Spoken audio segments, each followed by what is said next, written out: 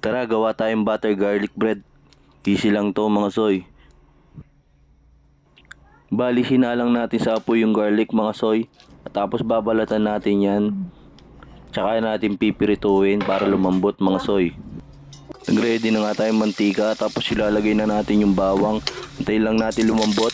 At isunod na natin yung malunggay para may twist yan mga soy. At saka natin gilingin yung garlic mga soy. Dahil wala tayong food processor, ganyan na lang ginawa natin. At natapos na nga at hahalo na natin yung butter. Tapos ihalo na nga natin yung tinosted natin na dahon ng malunggay para medyo healthy naman mga soy. At halu-haluin mo lang yung soy, gogo mo niyang gogo, hanapin para may yabe-yabe. Tapos ready na nga natin yung pan. Lalagay na natin dyan. Diba mabisa, healthy. With malunggay, dahon. Oh, dahon ng malunggay. Ang dami natin nagawa mga soy. At lalagyan natin ng konting asin para medyo may alat ng konti. At lalagay na nga natin yung cheese, hidden cheese. At yun na nga, di ba? Ang dami.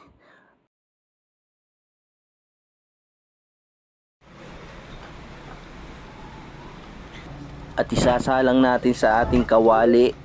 Yung mahinang apoy lang, tapos takpan lang. At ayun, luto na mga soy. Takman tane. Sakto lang, ako para sa akin masarap siya. Linagyan ko siya ng dahon ng malunggay. Di ba healthy? At tiki man na yan mga soy.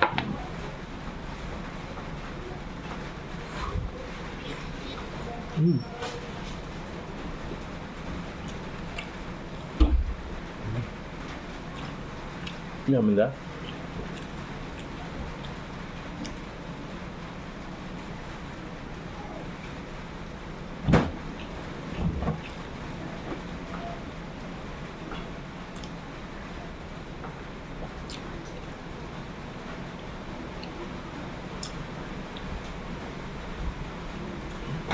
Butter, garlic with malunggay and cheese.